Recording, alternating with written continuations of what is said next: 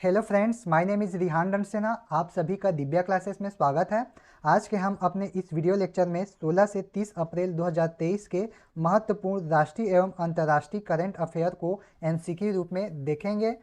यह वीडियो आगामी सभी एग्जाम के लिए बहुत ही महत्वपूर्ण है, इसलिए आप इस वीडियो के अंत तक जरूर बने रहें, आप लोग को बेनिफिट जरूर होगा। तो चलिए हम लोग अपने आज के इस वीडियो लेक्चर को प्रारंभ करते हैं। हमारा पहला प्रश्न है, देश की पहली वाटर मेट्रो का उद्घाटन किस राज्य में किया गया? तो हमारे पास यहाँ चार ऑप्शन है। पहला है पश्चिम बंगाल, दूसरा केरल, तीसरा गुजरात, चौथा तमिलनाडु। तो हमारा जो सही उत्तर है वो है ऑप्शन बी, केरल। देश की पहली वाटर मेट्रो का उद्घाटन केरल राज्य में किया गया। प्रधानमंत्री नरेंद्र मोदी द्वारा 25 अप्रैल 2023 को देश की पहली वाटर मेट्रो का उद्घाटन किया गया और आम जनता के लिए वाटर मेट्रो का जो सर्विस है वो 26 अप्रैल से प्रारंभ हुआ। और जो ये वाटर मेट्रो का जो प्रोजेक्ट है उसकी लागत करीब 1136 करोड़ रुपए है। ठीक है, तो आपको इसको भी याद रखना है। इसके अलावा आप लोग को याद रखना है जो केरल के जो मुख्यमंत्री हैं उनका नाम क्या है? पिनाराई विजयन। ठीक है, क्या है मुख्यमंत्री का नाम? पिनाराई विजयन। हमारा अगला प्रश्न है, मिस इंडिया 2023 का खिताब किसने जीता है? तो हमारे पास यहाँ चार ऑप्शन है। पहला है श्रेया पूजा, दूसरा स्टेला लुआंग, तीसरा नंदिनी गुप्ता, चौथा उपरोक्त में से कोई नहीं। तो हमारा जो सही उत्तर है वो है option C, Nandini Gupta. Miss India 2023 का खिताब किसने जीता है? नंदिनी गुप्ता ने जीता है। और ये कौन से राज्य की रहने वाली है?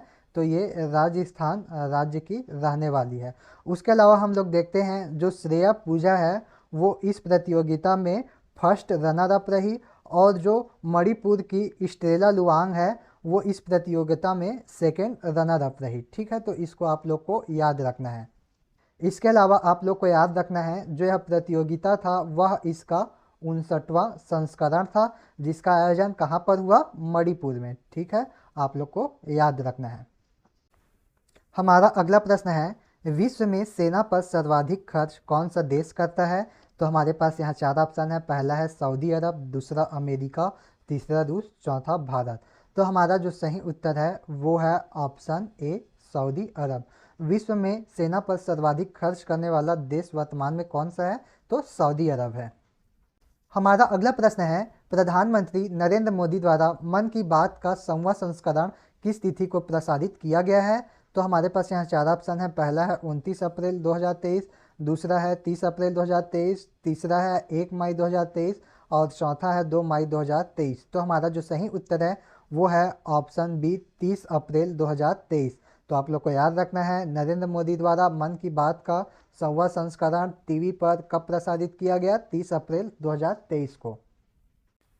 हमारा अगला प्रश्न है, हाल ही में सिद्धार्थ मोहंती ने किस उपक्रम के अध्यक्ष के रूप में पद ग्रहण किया है? तो हमारे पास यहाँ चार ऑप्शन है। पहला है भारतीय जीवन बीमा निगम, दूसरा भारतीय रिजर्व बैंक ऑफ इंडिया, तीसरा स्टेट बैंक ऑफ इंडिया और चौथा है उपरोक्त में से कोई नहीं। तो हमारा जो सही उत्तर है वो है ऑप्शन ए, भारतीय जीवन बीमा निगम। ठीक है, तो आप लोग को याद रखना है सिद्धार्थ मोहंती कौन से उपक्रम के अध्यक्ष बने हैं? भारतीय जीवन बीमा निगम के। अब हम लोग देखते हैं जो भारतीय जीवन बीमा निगम है इसका गठन कब हुआ था? तो इसका गठन 1 सितंबर 1956 को हुआ था। और आप लोग को याद रखना है इसका मुख्यालय है वो कहाँ है? तो इसका जो मुख्यालय है वो है मुंबई में। ठीक है, हमारा अगला प्रश्न है, ऑपरेशन कावेरी किस देश से भारतीय नागरिकों को सुरक्षित भारत लाने के लिए चलाया गया था? तो हमारे पास यहाँ चार ऑप्शन है। पहला है कुवैत, दूसरा सूडान, तीसरा रूस, चौथा उपरोक्त में से कोई नहीं। तो हमारा जो सही आंसर है वो है option B, Sudan. Operation Kaveri Sudan देश से भारतीय नागरिकों को सुरक्षित भारत लाने के लिए चलाया गया एक अभियान है। देखिए अभी सूडान में क्या हो रहा है, तख्त को लेकर अभी सूडान में हिंसा छिड़ा हुआ है, जिसके कारण भारतीय नागरिक अपने देश सुरक्षित आना चाहते हैं और इसीलिए ऑपरेशन कावेरी को चलाया गया। अब हम लोग सूडान के बारे में कुछ चीज़ें जानते हैं। तो सूडान एक अफ्रीका का देश है जिसकी राजधानी क्या है? खार्तूम। ठीक है, इसकी राजधानी क्या है? खार्तूम। हमारा अगला प्रश्न है, 68वें फिल्म फेयर पुरस्कार 2023 में सर्वश्रेष्ठ फिल्म का अवार्ड किसे प्रदान किया गया है? तो हमारे पास यहाँ चार ऑप्शन है। पहला है पठान, दूसरा गंगूबाई काठियावाड़, तीसरा सूर्यवंशी, चौथा उपरोक्त में से कोई नहीं। तो हमारा जो सही उत्तर है वो है ऑप्शन बी, गंगूबाई काठियावाड़। 68वें फिल्म फेयर पुरस्कार 2023 में सर्वश्रेष्ठ फिल्म का अवार्ड गंगूबाई काठियावाड़ को प्रदान किया गया है। अब हम लोग देखते हैं कि इस अवार्ड समारोह में सर्वश्रेष्ठ अभिनेत्री का अवार्ड किसे प्रदान किया गया है। तो यह अवार्ड आलिया भट्ट को प्रदान किया गया है। और उनकी कौन सी फिल्म के लिए यह अवार्ड प्रदान किया गया है, तो गंगूबाई काठियावाड़ फिल्म के लिए यह अवार्ड उनको प्रदान किया गया है। उसके बाद हम लोग देखते हैं कि इस पुरस्कार में सर्वश्रेष्ठ अभिनेता का अवार्ड किसे प्रदान किया गया है। तो इसमें सर्वश्रेष्ठ अभिनेता का अवार्ड राजकुमार राव को प्रदान किया गया है। और उनकी किस मूवी के लिए यह अवार्ड प्रदान किया गया है, तो उनकी एक मूवी थी, उसका नाम है बधाई दो।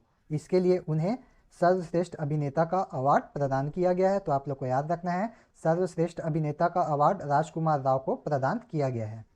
हमारा अगला प्रश्न है, विश्व बैंक द्वारा जारी लॉजिस्टिक प्रदर्शन सूचकांक 2023 में भारत कौन से स्थान पर है। तो हमारे पास यहाँ 4 ऑप्शन है। पहला है 30वां, दूसरा 35वां, तीसरा है 38वां और चौथा है 40वां। तो हमारा जो सही उत्तर है वो है ऑप्शन सी, 38वां।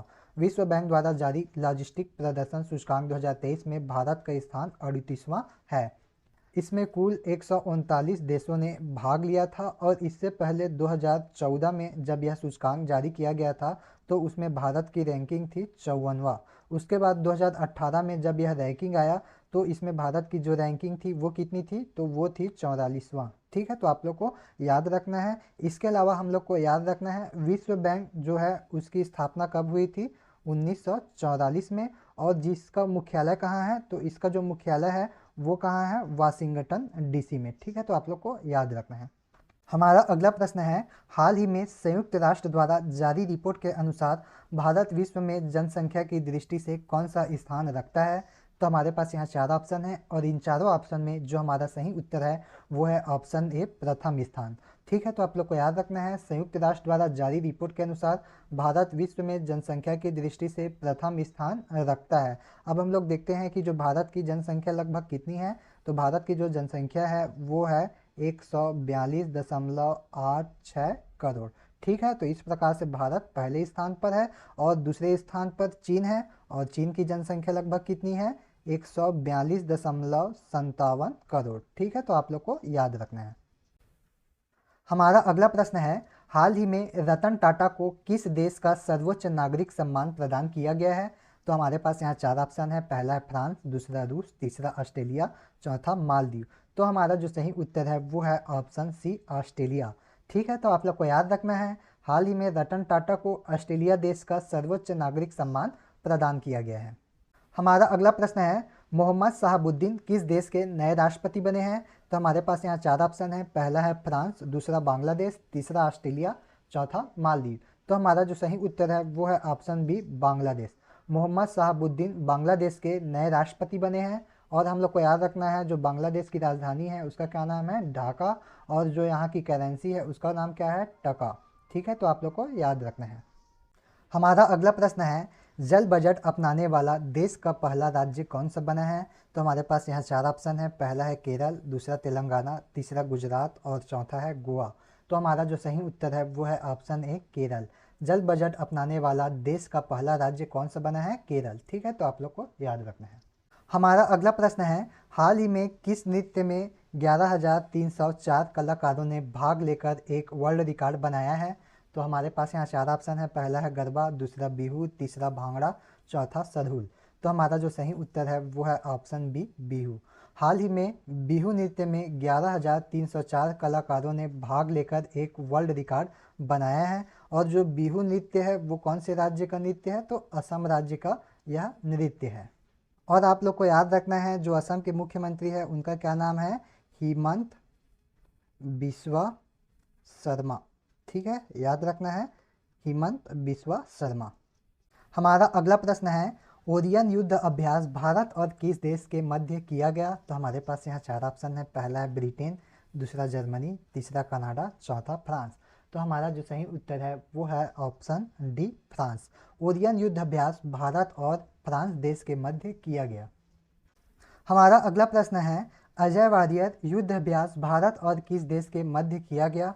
तो हमारे पास यहाँ चार ऑप्शन है। पहला है यूके, दूसरा जर्मनी, तीसरा कनाडा और चौथा फ्रांस। तो हमारा जो सही उत्तर है वो है option A UK. Ajeya warrior युद्ध अभ्यास भारत और यूके के मध्य किया जाने वाला एक युद्ध अभ्यास है। हमारा अगला प्रश्न है investment migration firm Henley and partners द्वारा जारी धनवान शहरों की सूची में प्रथम स्थान किस शहर का है। तो हमारे पास यहाँ चार ऑप्शन है। पहला है लंदन, दूसरा ब्रुसेल्स, तीसरा न्यूयॉर्क, चौथा मैड्रिड। तो हमारा जो सही उत्तर है वो है option C New York. Investment migration firm Henley and partners द्वारा जारी धनवान शहरों की सूची में प्रथम स्थान न्यूयॉर्क शहर का है। हमारा अगला प्रश्न है हाल ही में चर्चा में रहा अर्थक्वेक डिटेक्शन सिस्टम किस आईआईटी द्वारा निर्मित किया गया था। तो हमारे पास यहाँ चार ऑप्शन है। पहला है आईआईटी बॉम्बे, दूसरा आईआईटी रुड़की, तीसरा आईआईटी खड़गपुर और चौथा है आईआईटी मद्रास। तो हमारा जो सही उत्तर है वो है ऑप्शन बी आईआईटी रुड़की। ठीक है, तो आप लोग को याद रखना है अर्थक्वेक डिटेक्शन सिस्टम कौन से आईआईटी द्वारा निर्मित किया गया था। आईआईटी रुड़की द्वारा निर्मित किया गया था। हमारा अगला प्रश्न है हाल ही में मंत्रिमंडल द्वारा मंजूरी प्रदान किए गए राष्ट्रीय क्वांटम मिशन की अवधि कब से कब तक रहेगी। तो हमारे पास यहाँ चार ऑप्शन है और इन चारों ऑप्शन में जो हमारा सही उत्तर है वो है ऑप्शन ए 2023 से 31 तक। ठीक है, तो आप लोग को याद रखना है जो राष्ट्रीय क्वांटम मिशन है उसकी अवधि कब से लेकर कब तक रहेगी। तो 2023 से 2031 तक इसकी अवधि रहेगी। हमारा अगला प्रश्न है यूरून ग्लोबल यूनिकॉर्न इंडेक्स 2023 के मुताबिक भारत यूनिकॉर्न के मामले में विश्व का कौन से क्रम का बड़ा देश है। तो हमारे पास यहाँ चार ऑप्शन है और इन चारों ऑप्शन में जो हमारा सही उत्तर है वो है ऑप्शन सी तीसरा। ठीक है, तो आप लोग को याद रखना है भारत यूनिकॉर्न के मामले में विश्व का तीसरा सबसे बड़ा देश है और इसमें पहला व दूसरा किसका स्थान आता है। तो अमेरिका और चीन का इसमें स्थान है। ठीक है, याद रखना है तीसरे नंबर पर किसका याद रखना है आप लोग को, भारत। ठीक है, भारत में यूनिकॉर्न की जो संख्या है वो कितनी है, अभी 138 है। इसको भी आप लोग को याद रखना है। आप लोग को यहाँ पर यूनिकॉर्न का मतलब भी जानना है। तो यूनिकॉर्न का मतलब होता है जब किसी कंपनी की कुल कीमत 1 बिलियन या उससे अधिक हो जाती है तब वह कंपनी क्या कहलाती है, यूनिकॉर्न कहलाती है। ठीक है, तो इसको भी आप लोग को अच्छे से याद रखना है। हमारा अगला प्रश्न है गुरुग्राम के मैनेजमेंट एंड डेवलपमेंट इंस्टीट्यूट के अध्ययन के अनुसार देश का सबसे खुशहाल राज्य कौन सा है। तो हमारे पास यहाँ चार ऑप्शन है। पहला है मिजोरम, दूसरा केरल, तीसरा मेघालय, चौथा असम। तो हमारा जो सही उत्तर है वो है ऑप्शन ए मिजोरम। गुरुग्राम के मैनेजमेंट एंड डेवलपमेंट इंस्टीट्यूट के अध्ययन के अनुसार देश का सबसे खुशहाल राज्य मिजोरम है। हमारा अगला प्रश्न है रक्षा अनुसंधान और विकास संगठन डीआरडीओ और भारतीय नौसेना ने 21 अप्रैल 2023 को किस राज्य के तट से समुद्र आधारित इंडो वायुमंडलीय इंटरसेप्टर मिसाइल का पहला उड़ान परीक्षण सफलतापूर्वक किया है। तो हमारे पास यहाँ चार ऑप्शन है। पहला है उड़ीसा, दूसरा केरल, तीसरा बंगाल, चौथा गुजरात। तो हमारा जो सही उत्तर है वो कौन सा है, ऑप्शन ए उड़ीसा। तो ठीक है, आप लोग को याद रखना है यह जो परीक्षण है वो कहाँ पर किया गया, उड़ीसा राज्य के समुद्री तट पर किया गया। हमारा अगला प्रश्न है हाल ही में इसरो द्वारा PSLV C55 के द्वारा किस देश के सैटेलाइट का प्रक्षेपण किया गया। तो हमारे पास यहाँ चार ऑप्शन है। पहला है बांग्लादेश, दूसरा सिंगापुर, तीसरा नेपाल और चौथा है श्रीलंका। तो हमारा जो सही उत्तर है वो है ऑप्शन बी सिंगापुर। ठीक है, तो आप लोग को याद रखना है PSLV C55 के द्वारा सिंगापुर के दो सैटेलाइट का प्रक्षेपण किया गया और उसका नाम क्या है, एक का नाम है टेलियोस सेकेंड और एक का नाम है लूमलाइट 4। लूमलाइट 4। ठीक है, तो आप लोग को याद रखना है क्या नाम है इनका, टेलियोस सेकेंड और लूमलाइट 4। हमारा अगला प्रश्न है भारत की पहली महिला ब्लाइंड क्रिकेट टीम की कप्तान किन्हें बनाया गया है। तो हमारे पास यहाँ चार ऑप्शन है। पहला है सुषमा पटेल, दूसरा सीमू दास, तीसरा वर्षा सिंह और चौथा है पायल यादव। तो हमारा जो सही उत्तर है वो है ऑप्शन ए सुषमा पटेल। भारत की पहली महिला ब्लाइंड क्रिकेट टीम की कप्तान किन्हें बनाया गया है, सुषमा पटेल को बनाया गया है। हमारा अगला प्रश्न है दूसरा लता दीनानाथ मंगेशकर पुरस्कार किन्हें प्रदान किया गया। तो हमारे पास यहाँ चार ऑप्शन है। पहला है अरिजीत सिंह, दूसरा आशा भोसले, तीसरा कुमार सानू, चौथा सोनू निगम। तो हमारा जो सही उत्तर है वो है ऑप्शन बी आशा भोसले। दूसरा लता दीनानाथ मंगेशकर पुरस्कार आशा भोसले को प्रदान किया गया है। और जो पहला लता दीनानाथ मंगेशकर पुरस्कार था वो किन्हें प्रदान किया गया, तो प्रधानमंत्री नरेंद्र मोदी को यह पुरस्कार प्रदान किया गया था। हमारा अगला प्रश्न है, हाल ही में परमाणु ऊर्जा आयोग के अध्यक्ष किन्हें बनाया गया है।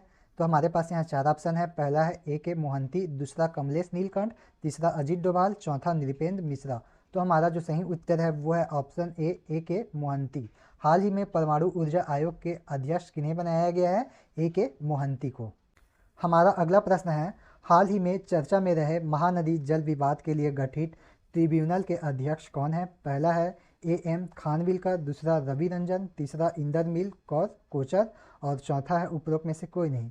तो हमारा जो सही उत्तर है वो है ऑप्शन ए A.M. खानविलकर। ठीक है, तो आप लोग को याद रखना है महानदी जल विवाद के लिए जो ट्रिब्यूनल गठित की गई है उसके अध्यक्ष कौन है, A.M. खानविलकर।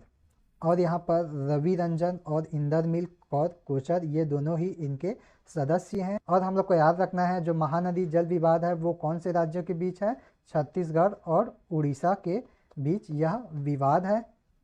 हमारा अगला प्रश्न है, हाल ही में किस भारतीय सार्वजनिक उद्यम को नवरत्न का दर्जा प्रदान किया गया है। तो हमारे पास यहाँ चार ऑप्शन है। पहला है रेल विकास निगम लिमिटेड, दूसरा पावर फाइनेंस कॉरपोरेशन, तीसरा ग्रामीण विद्युतीकरण निगम लिमिटेड, चौथा उपरोक्त में से कोई नहीं।